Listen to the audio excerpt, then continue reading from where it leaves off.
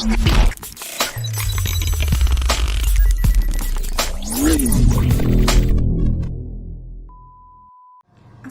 warahmatullahi wabarakatuh. Salam budi luhur. Perkenalkan, nama saya Nurul Ihsan dengan NIM 173150179. Sebelumnya, saya diberikan tugas oleh dosen saya, yaitu Bapak Dr. Muhammad Mabrur Taufik, SAG SEMM, dengan mata kuliah Metode Penelitian, kelompok CA.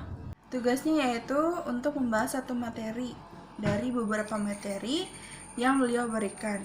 Lalu saya memilih untuk membahas mengenai panduan uji heteroskedastisitas dengan gambar scatter plot menggunakan SPSS.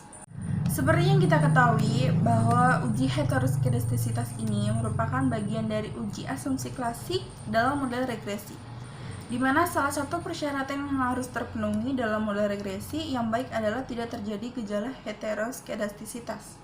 Sementara itu, terjadinya gejala atau masalah heteroskedastisitas ini akan berakibat pada sebuah keraguan atau ketidakakuratan pada suatu hasil analisis regresi yang dilakukan. Dan di dalam uji heteroskedastisitas ini memiliki fungsi untuk menguji terjadinya perbedaan varians dari nilai residual pada suatu periode ke periode yang lain. Dalam analisis statistik, ada beberapa cara yang bisa kita lakukan sebagai upaya untuk mendeteksi ada tidaknya suatu gejala heteroskedastisitas ini. Yang pertama, uji Gleiser. Yang kedua, uji koefisien korelasi Spearman. Yang ketiga, melihat pola gambar scatter plots. Yang keempat, uji Park.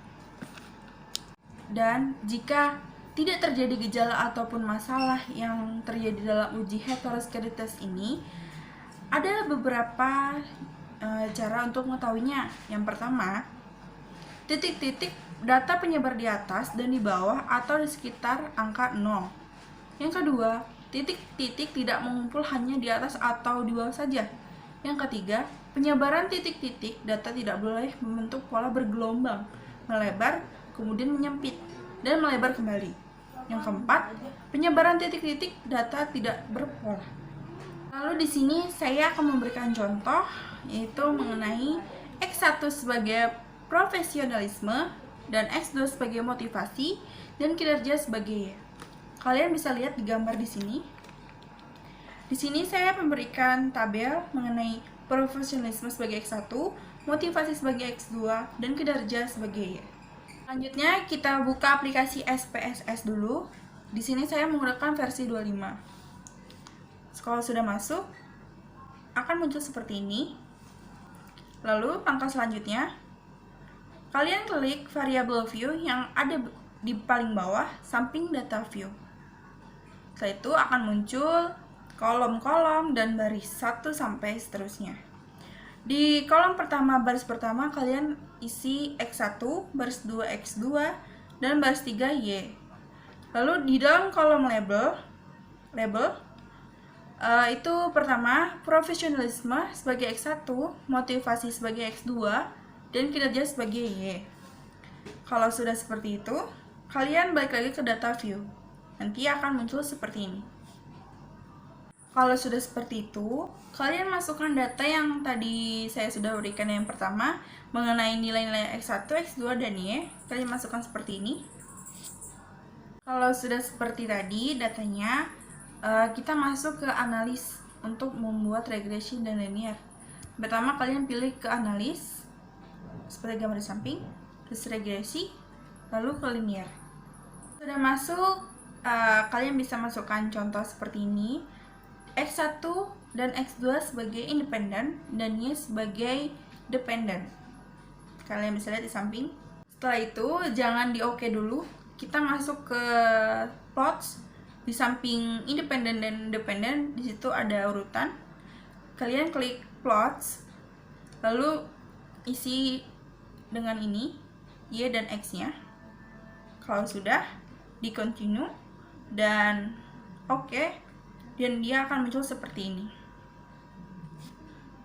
Membentuk pola bergelombang, melebar, kemudian menyempit dan melebar kembali. Yang keempat, penyebaran titik-titik data tidak berpola. Dengan demikian, dapat kita simpulkan bahwa tidak terjadi masalah di dalam uji heteroskedastisitas ini hingga model regresi yang baik dan ideal dapat terpenuhi. Lalu, bagaimana jika terjadi gejala atau masalah yang terjadi di dalam uji heteroskedastisitas ini? Dalam kasus lain, sangat dimungkinkan terjadi masalah atau gejala dalam uji heteroskedastisitas ini. Oleh karena itu, alternatif solusi yang dapat dilakukan untuk mengatasi masalah tersebut yaitu pertama, melakukan transformasi data ke bentuk lain seperti log atau ln. Yang kedua, mengganti metode pengujian heteroskedastisitas ini dengan metode yang lain. Yang ketiga, mengurangi jumlah data. Yang keempat, menambah atau mengganti data atau jumlah sampel. Cukup sampai di sini saja saya membahas materi ini. Terima kasih. Mohon maaf bila ada salah-salah kata. Mohon maaf bila masih ada kekurangan. Wassalamualaikum warahmatullahi wabarakatuh. Salam budi luhur.